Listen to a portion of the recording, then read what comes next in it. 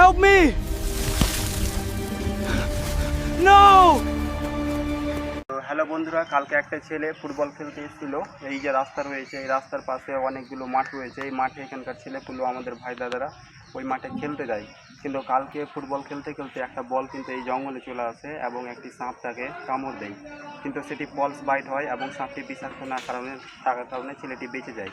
তো আমরা কী করছি, এই যে জঙ্গলগুলো রয়েছে, এই প্রতিটা জঙ্গল থেকে সাপ করছি 10টা লোকের যাতে উপকার হয়। কিন্তু দেখতে পাচ্ছ এই ফুটবলটা এখানেই ছিল, এই জায়গাতেই কালকে সাপের কামড় হয়েছে।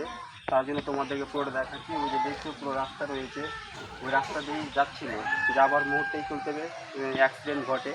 তো চলো আমরা ওই মাঠটা তোমাদেরকে দেখিয়ে দিই।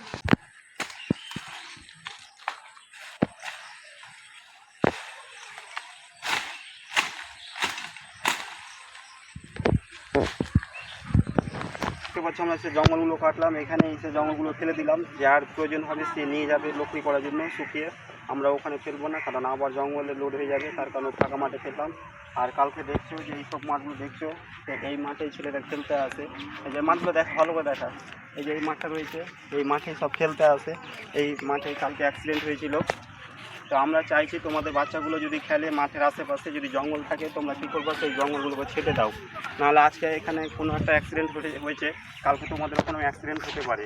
তার জন্য একটা সতর্কমূলক বার্তা তোমাদেরকে আমরা জানাচ্ছি।